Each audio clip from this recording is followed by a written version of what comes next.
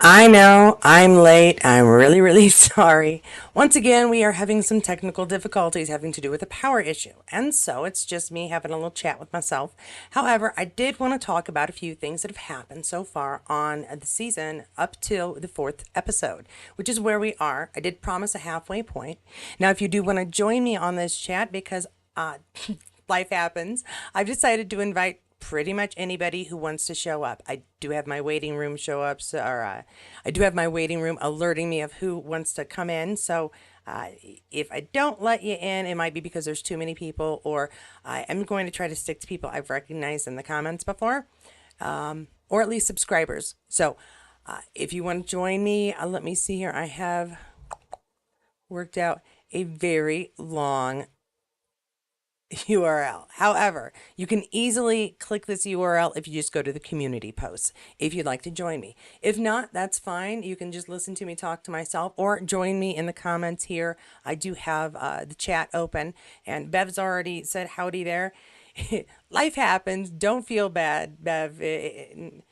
I've had times where I've turned this on and we've had no sound. I've caused my own problems. It happens. So if you do want to join me, please go ahead and click that link. And if you can't click this link, no, you'd have to write it in. Just go to the community tab and click that link, and you'll be open here with on Zoom. You'll just join me, and we'll see how that goes. And if not, let's start with episode 1, and I believe we open up with Claire still in some trouble in jail. That was an interesting bit, which is why I included it, because the jail itself I thought was really well done. I liked the women in the jail, the characters. They always get great actors who have very little to do, but are just so great and bring the scene and the problems alive for us.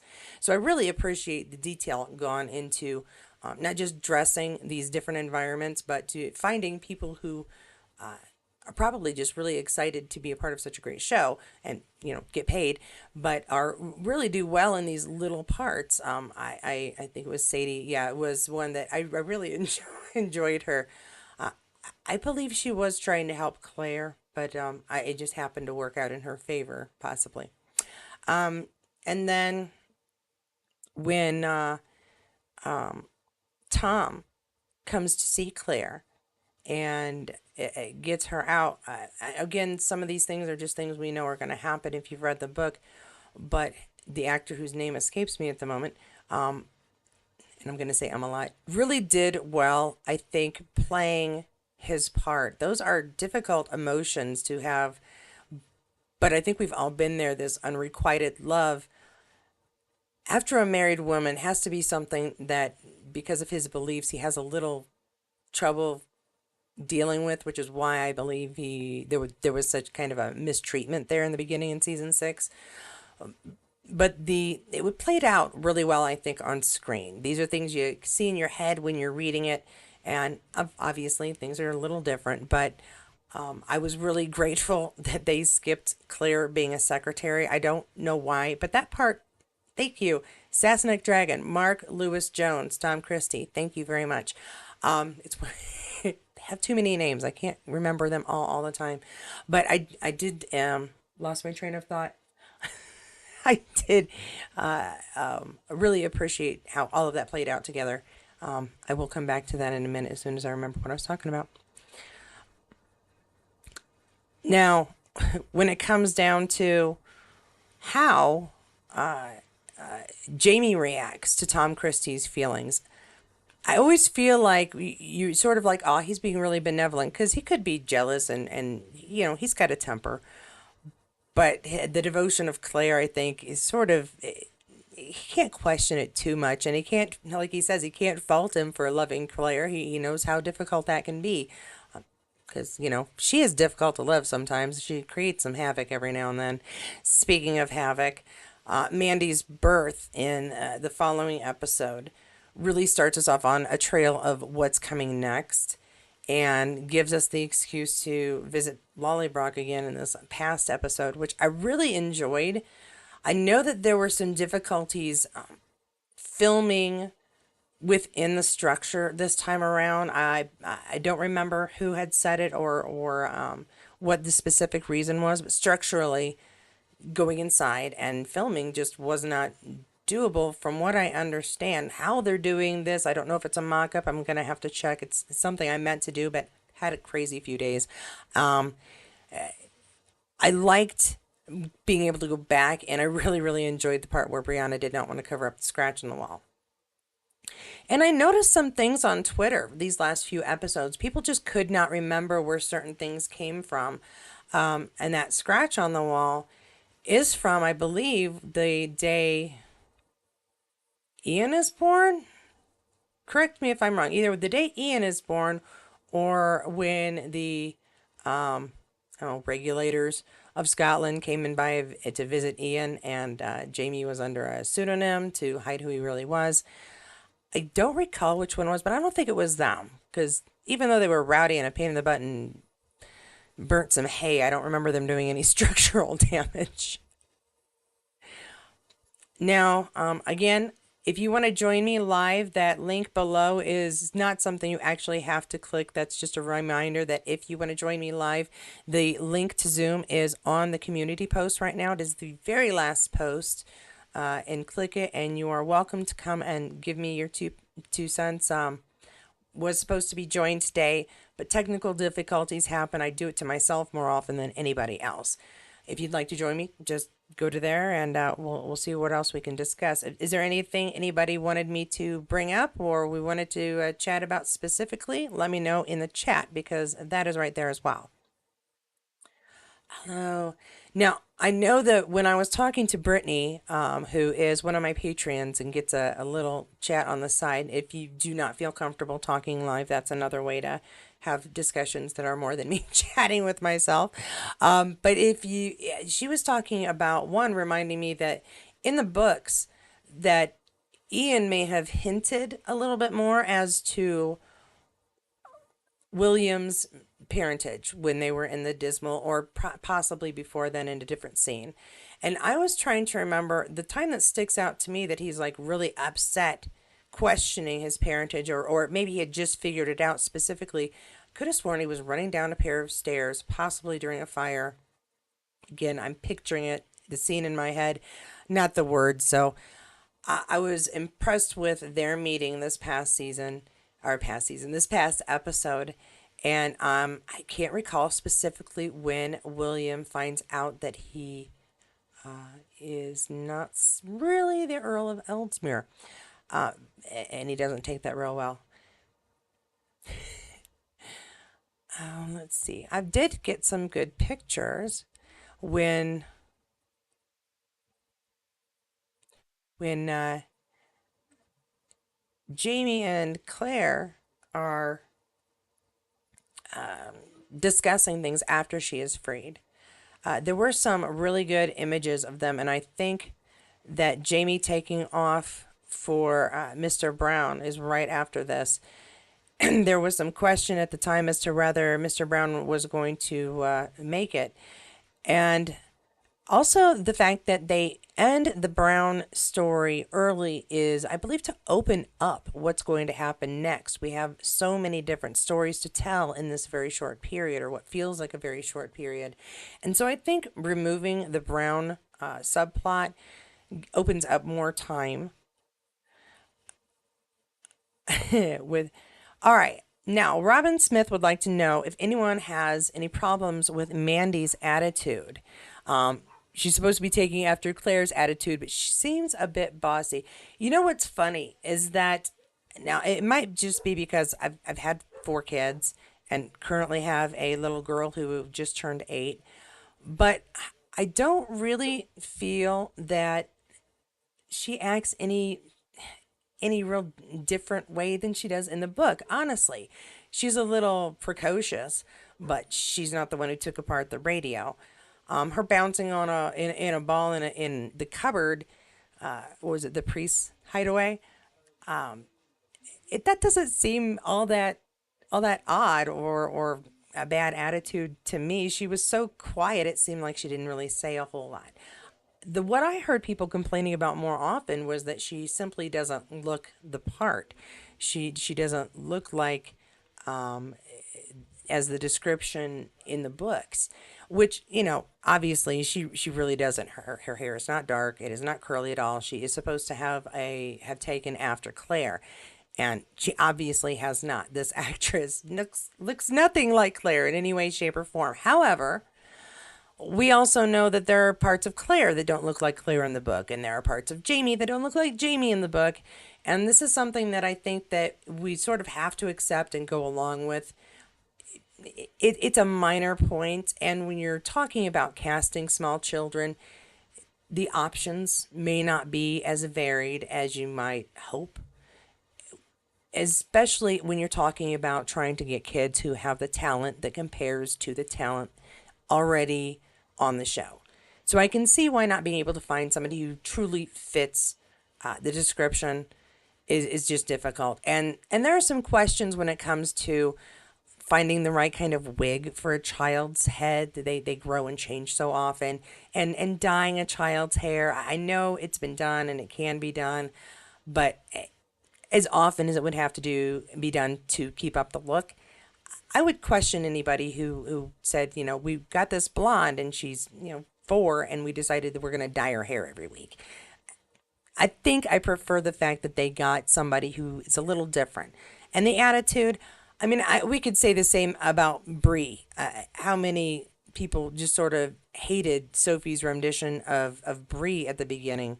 So there's give and there's take on each character, and going to be on the actors and actresses, or well, everybody's an actor now, on the actors that they're able to find to fit the part, either by talent and or by look, and there's going to have to be a compromise there in some ways. Again, Jamie looks nothing like Jamie in the books. I mean, he just doesn't. Sam is not Jamie as far as just looking at him, but he embodies the character so much that even if you're reading the books and the description is nothing like the man you see on screen, you picture him. It doesn't matter. It's the character that comes through. And hopefully eventually this young actor will be able to get a hold of the character that we read in the books a little bit better, unless the creators were going a different way, because again, maybe that has to do with the short amount of time available, the short amount of time kids are available to be on screen as well. There's a difference there, a difficulty. So compromise is my guess. It's just the way it goes. I did really appreciate the fact that I now can say Nachleffe and know what the heck it is I'm trying to say. There are so many Scottish words and Gaelic sayings that my poor American brain can read a little bit of Spanish, can read a little bit of French, can read a little bit of German, tiny amount of Dutch. I Gaelic is just beyond me. I was going to say it's Greek to me, but I know a little. I can read a little Greek too. Cannot do Gaelic for anything. Uh, oh, okay, Robin again. It bothers her a bit that in the book she says, "I hate you." You're going, yeah. She's again. There were things that honestly in the first book, having seen the series before I read the book, when I read the first book, words are fun.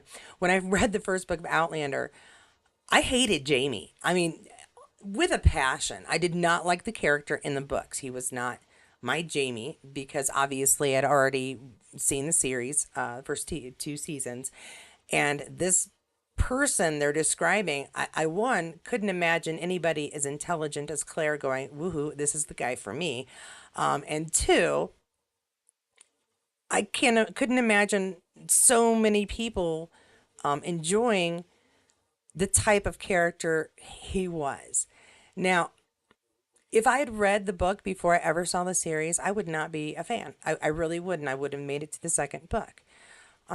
The different interpretations, I think, help bring in a larger crowd of people who enjoy the characters. And again, that may have been a complaint that a lot of people had about about Mandy. And so compromise again, changing things a little to suit the wider viewing audience. And this is a wider viewing audience than you get with just the books. So that would just be my guess. Again, there's just too many things that people don't quite like on one through one medium, but really like on the other medium. I enjoy Sophie's interpretation of Bree better than I enjoy Bree in the books, and that's straight up strange compared to what I've heard a lot of other people's opinions on Sophie. I also but I think that they casted perfectly in certain points. I mean, just this past one, Rachel. Rachel was perfectly cast with Izzy. I could not. She is who I pictured. Strangely enough, even the nose a little bit. I was like, that is Rachel right there. Denny with Joey Phillips, not exactly who I pictured, but still, he played him really well, and I enjoyed how quickly they got into their well, obviously they were already in character, but you're just sort of on the ride with them. We went from William's in trouble straight to the surgery, and they both played the characters exceedingly well. Again, Joey, not quite who I pictured. Somehow I pictured somebody with a maybe a whiter face, but he's adorable, so I'm going to love him anyway. Just like we love Sam, like we love Ian, like we love Richard. And I'm mixing my characters with my actors' names, but I know you know exactly who I'm talking about. And thank you so much, Robin. Oh my gosh, that's super kind. And I thought I had my little tip ticker on, and apparently it's not hooked up properly. Robin Smith just kindly gifted me with $3 for the channel. I so much appreciate it. As you know, every dollar counts. I will take a moment to say also, please subscribe, please like if you're enjoying the video. We do, I've started Patreons. I'm trying to get better at it, but I'm terrible at updates. The one good thing I can say about is Patreons get the videos that I create for Droughtlander, my reviews, and will eventually get my Star Trek videos with no commercials, which is really good. No ads, no interruptions. I do tend to update a little bit more for members of the YouTube channel, which is just because it's easier for me to access on my phone. It's nothing personal. However, I'm trying to post a little better. And if you are new to the channel and just listening to me blab about the first part of the season, know that if you subscribe, you will be getting access to some strange vacation coming up, in some strange vacation times and shares coming up in the next couple of weeks. I will be gone almost through the end of the month, starting this Friday. So I will be doing reviews from airports, from hotels, from Disney, from Universal, from wherever I can stop and make a video. And we'll hopefully share a lot of fun content with you guys from time to time. I'm hoping once a day, but you know, vacation. I'm not going to go crazy because, well, you guys know, sometimes you just need a break. Now, back to our little chat. Again, if you do want to join me live, that link is the actual address, but it's not clickable. I don't know how to make it clickable. But if you go to the post, on the community post, the very last one, we'll have a direct link here. And I plan to try to be here for, well, I don't know what time I get started, for at least another 30 minutes, unless I get tired of being, I don't know, by myself chatting. Any other questions or thoughts, please feel free to post in the chat here, and I will be babbling on and trying to either create a conversation or help answer any silly questions that come up. Another one, oh yeah, there was another question about, oh, it was the kids. Yeah.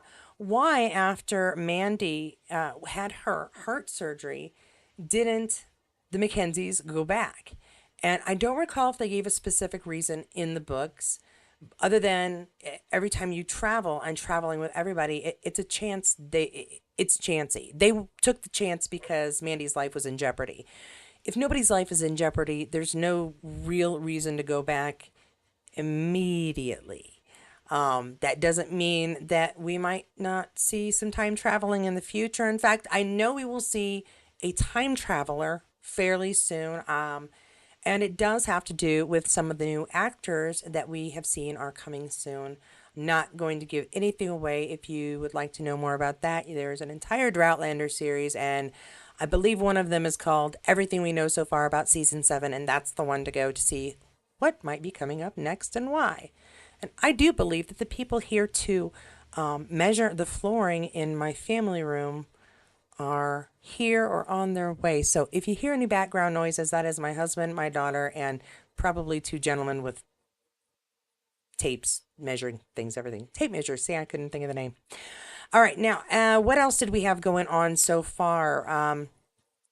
Obviously, Claire was released, and so they decided that with the kids gone and with the revolution coming, because life is short and you better take your chances while you can. We are heading back to Scotland, which I thought was great that they paralleled that between the McKenzies heading back, or visiting, I should say, and then the Frasers deciding it's time to go back.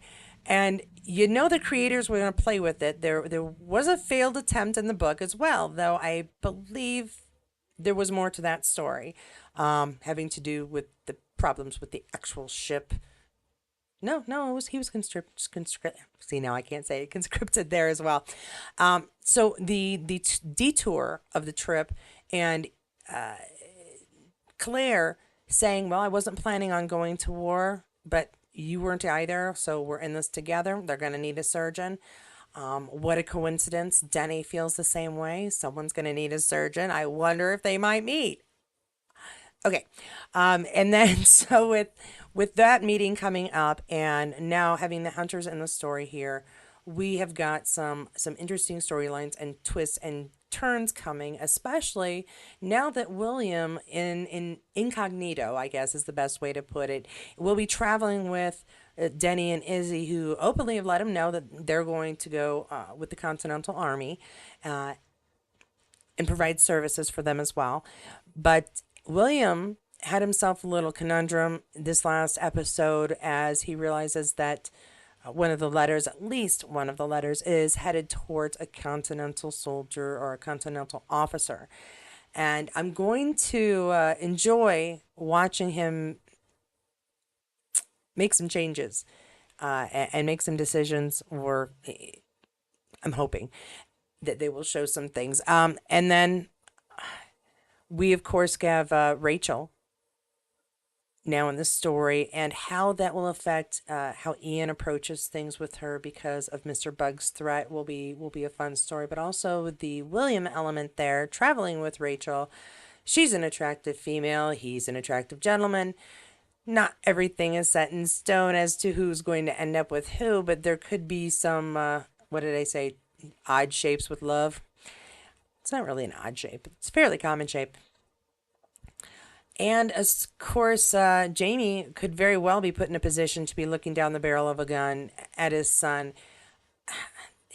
And I don't know how they're going to play that off, the decisions, when it might happen, if it might happen, battlefield, behind the scenes. It'll be interesting to see what the creators do with this situation and the information, the story that they were given to work with. And so how it plays out.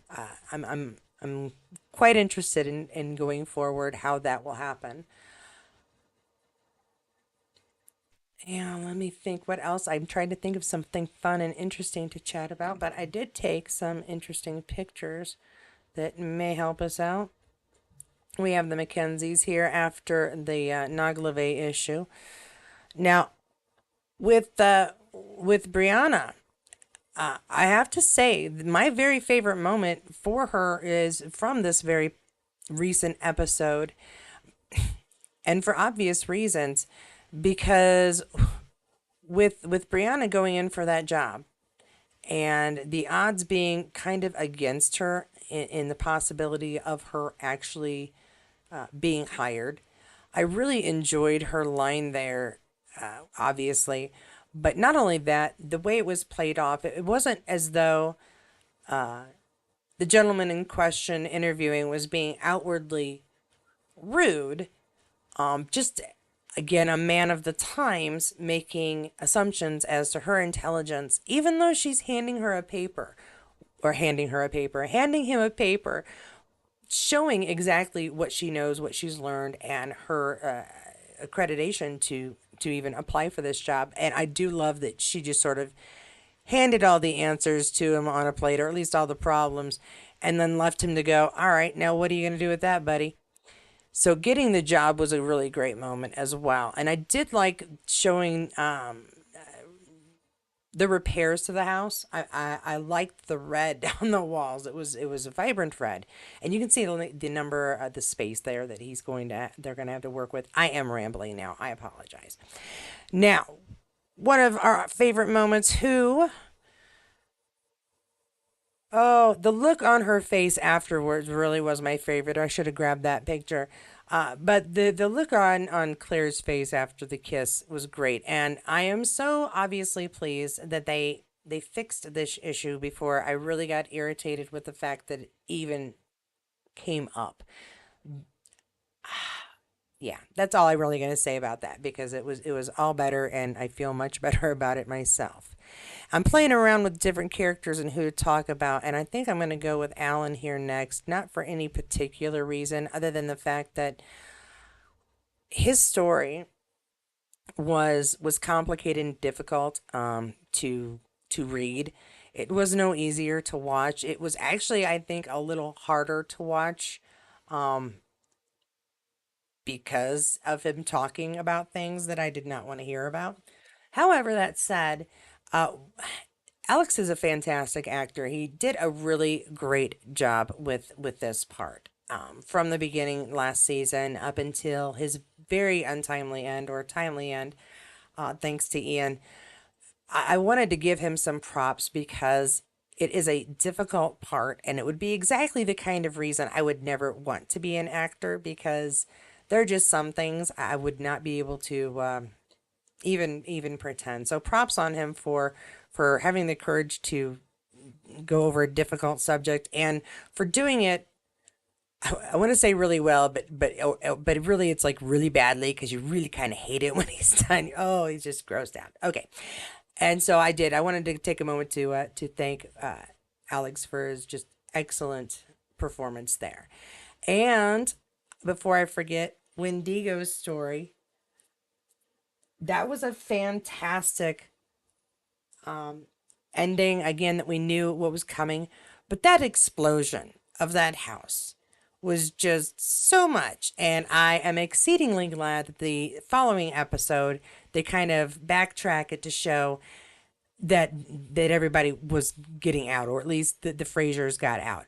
Because if anybody had come back and wasn't burnt to a crisp, it would be unbelievable. As it is, people needed to change because they were smoky and sooty, but it really didn't show up on camera. It really didn't. Everybody looked fairly fresh and clean, considering they were feet from that explosion. So that's my only complaint on that. It wasn't bad or anything. It was just a little unrealistic, but it is TV and we know that, so it's all good. Wendigo's end was not surprising. It was stupid though. And no matter how many times I watch, just you can smell it. He's a man from the future. He knows what chemicals smell like. What part of his existence beforehand made him think that dropping that match was a fantastic idea, or even lighting that match? Not even dropping. It would, yeah. That's my big complaint on that. But it's a complaint that goes with the story, so it's not a big complaint. And again, the actor did a fantastic job. Um, his few appearances, he played well, and I appreciate this the demise of poor Wendigo. Let's see, who else should we chat about? We've got Jemmy's little friend. That is not Jemmy. Ooh, why did that come up? Well, let's see here. What did I do? That should be Jemmy, and that is most definitely not Jemmy.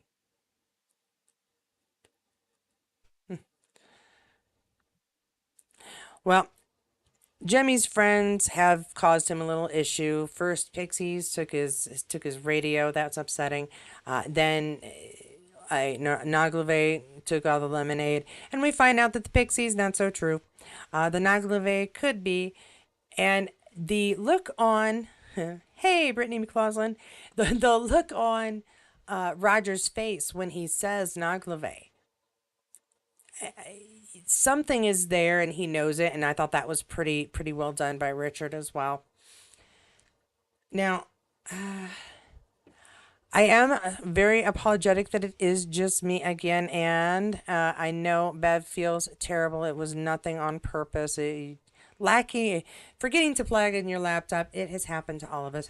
I had like 3% on my phone before I sat down here. If I were doing anything, I gone anywhere, I'd have been in trouble because I had no charge on my phone. So again, Bev, don't feel bad. It's perfectly all right. It happens. I do feel bad that all I had was some pictures set up, and other than a couple of points that I'd already really talked about in my videos, I don't have much more to say. If anybody has any suggestions or wants to pop in, this is my last call to join me. The link is there below to remind me to tell you that the link is on posts in the community if you'd like to join me. However, if no one's coming up and if there isn't a whole lot more to talk about, I'm probably going to head off here. I do appreciate people have been popping in and out throughout the video, and I appreciate that. Do try to give you guys some slightly better content on occasion. I will say that not Outlander related. If anybody has any suggestions of things they'd like to see in any future videos from Universal or from Disney, let me know. We won't be going to the water park at Universal, and we are skipping Animal Kingdom at Disney. But if there are any characters, just for images for future, like I'm gonna share some of the stuff I see after I get back in a video with you guys. Members will get some stuff while I'm gone, and I probably will post a couple of things publicly for everybody other than the reviews, just because it does takes no time really to when I'm sitting down or when my husband or my daughter are off doing something to take a video, say hi to you guys, and post it. I want to be able to share some of this stuff. I know it's not Outlander, and it probably might not be up your alley, but between the comic book characters, the movies, and Harry Potter, plus everything Disney, if you're interested, that's something to keep an eye out. That's okay, Brittany. It's no problem. Everybody's technology today is causing them trouble. It's the one time mine is working. It's the one time my microphone is working. I got my new USB cord for my camera, so it's a clear picture, which is why I've been recording the reviews lately. It's a little faster for me to edit. So no worries, guys. I just feel bad when I'm like, hey guys, come join me, and we'll have some people chatting, and I'm ill prepared because of a lack of.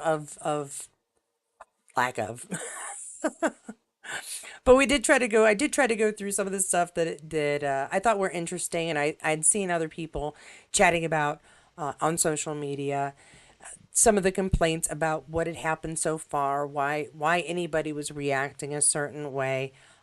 People couldn't understand why again, the name escapes me, but why Jamie was conscripted by that particular gentleman and why he was owed him. And going back to the sixth season, he was one of the Sons of Liberty that in the by the billiards that he was like, they're coming, go.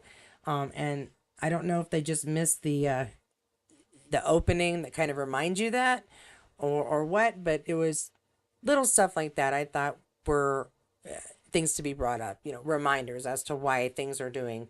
I mean, we all know why Mr. Bug is threatening Ian, and why Ian is paranoid as heck at the beginning of the episode.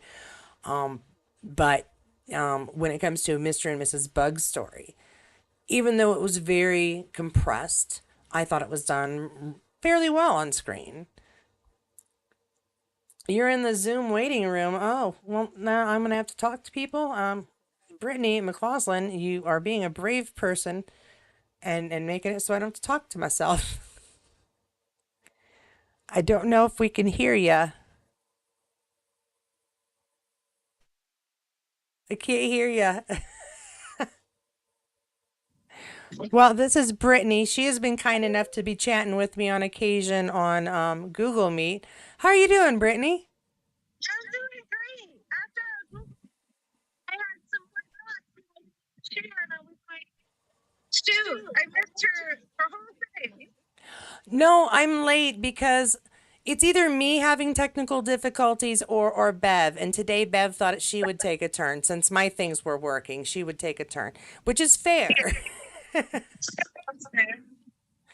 So you're driving around. Are you on location anywhere? You just heading off to get a little something? Just left the doctor's appointment. Well, I hope things are well. If Everything's not, great. we've got two doctors on the show now, so maybe you can call Denny or Claire and see if they can. Alright. I was thinking about, well, here was my thought. I, as a book reader, was like screaming when they were like going to cut off William's arm. So I was like, that's not in the book. That's not in the book. I was freaking out. I thought they were really going to do it. Oh my gosh, they're going to cut off his arm.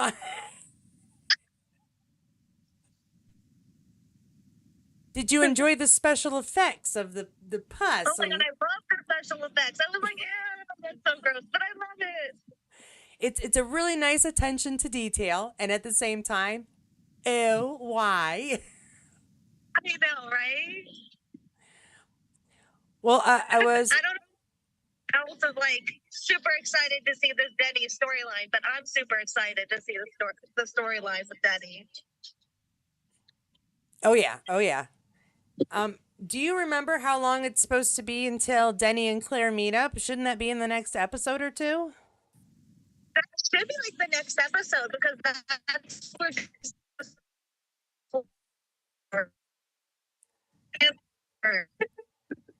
Okay. Uh, Robin Smith says she loves the Chiefs shirt. That's probably yours because mine says Cincinnati.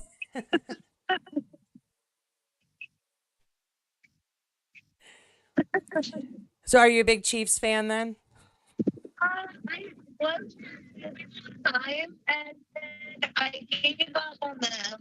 And then they won the Super Bowl, so I had to join back on the bandwagon, obviously. Okay, well that's fair. I was like 4 years I was a Chiefs fan, and then they won the Super Bowl, and I was like, what am I doing? I cheated on you, I'm sorry. No.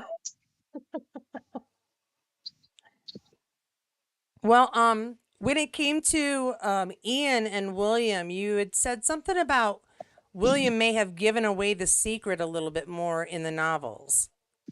Yeah, Ian definitely gave it away a little bit more in the books than he did in the show. Because in the books, he was like hinting almost, it felt like. At least to me when I read it. Okay. William or Ian's not the reason William finds out though, because William doesn't he sort of start putting two and two together, little. I think so, if I remember correctly. Okay. So It it'll was be. about the reading. I wonder because Diana said episode 8 was like a big turning point, which of course it is. That's why they cut it off there because torture us. Why don't they? But do you think maybe that's one of the things that makes the 8th episode? There's like a whole book between like where we are now and William finding out. So I don't know if they're gonna compress everything or Or, what they're gonna do. well, and they You do know? things out of order too, just for fun. Yeah, they are taking things out of order. So who knows?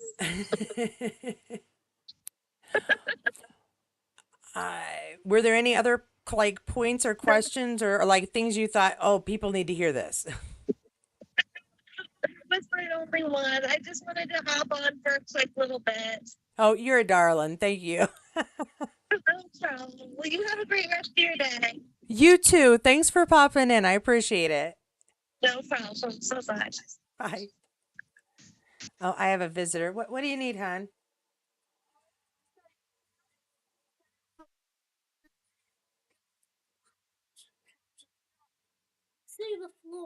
You see the you found the floor behind the couch, which is her play area. No, we're talking about a show that you don't watch, baby. This isn't a Star Trek.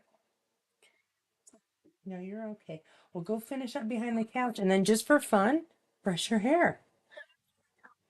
I am talking to a couple of friends. They're saying howdy. We're probably gonna end this then for now, hon. For hon, hi, hon. We're probably gonna end this for now, guys.